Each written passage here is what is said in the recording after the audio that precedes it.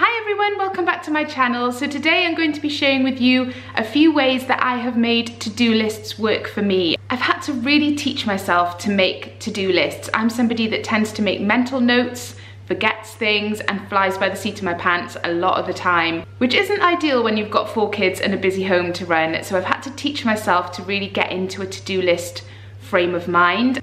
It's something I've been working on for a while and trying to make it a natural part of my daily routine, but I do have to really work at it. Recently, I feel like I've cracked it and I've found a way to make to-do lists work for me. So today I'm going to share with you the 5 things that have helped me to become a more efficient list maker. The first thing is that I always have 2 to-do lists. The first one is like an ongoing running to-do list that never ends, which sounds really depressing, but trust me, it works. So I add anything and everything that's going on in my brain to that to-do list just to get it out of my head and onto paper. So I'll usually add at least 1 or 2 things to that ongoing to-do list per day. Then separate to that, I have a daily to-do list. So that's the one I'll refer to throughout the day. I cross things off and those are my goals and objectives just for that day. It means I'm not cluttering up my daily to-do list with all the things that are whirring around my brain on a daily basis. I just get those out and write them on the ongoing one, and then I can be more specific on my daily to-do list. My second tip is to only put my to-do list on something I will actually look at.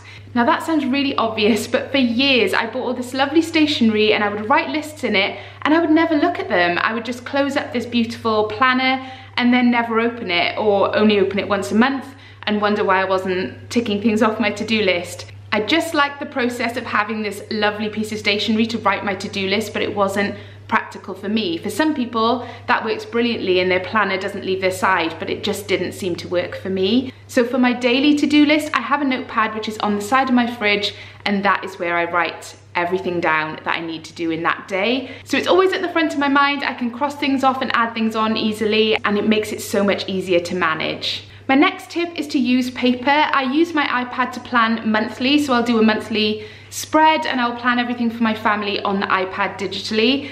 That works really well for me on a monthly basis, but for daily to-do lists, I just have to write them down, like physically write them down and cross them off. This ties into having my to-do list somewhere that I can see it, because if it's digital, I just don't check it frequently enough throughout the day. So I'll plan monthly on my iPad, then keep my to-do lists on paper. The next tip is something I find quite hard when I'm making a list, and it's to be short, sweet, and specific. I have a tendency when I'm writing a to-do list to make it way too long, and that makes it unachievable and also a bit off-putting. If you're confronted by this massive to-do list every single day, it's just a bit much and it becomes overwhelming. So I've had to really train myself to really think about what I want to achieve in a day, make my to-do list quite short. I can always add more to it if I get through everything by lunchtime, which never happens, but you can. And keep it specific. For instance, if I just write cleaning, that could mean anything, and that could also be a whole week's worth of to-dos. So I try and make it as specific as I can. So break it down, for instance, to just clean the bathrooms on one day, and then the following day it might be clean the kitchen, but make it more manageable and achievable for me by being specific. And the final thing I do that really motivates me to get through the whole of my list is to start it with one quick, easy win. So I'll put something right at the top of my to-do list that is simple and I can achieve it quite quickly, so that I can cross it off. And then that's a bit of a snowball effect for me. Once I've started crossing things off,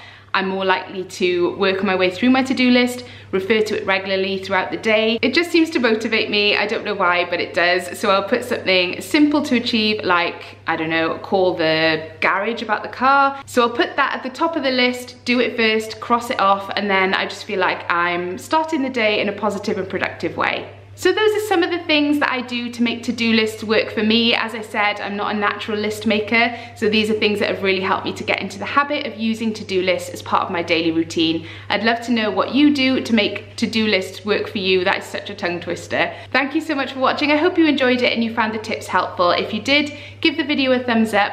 Don't forget to subscribe to my channel as well so you don't miss any of my 30-day me videos. I'm uploading a new one every single day in January. Thanks again for watching, and I'll see you tomorrow. Bye.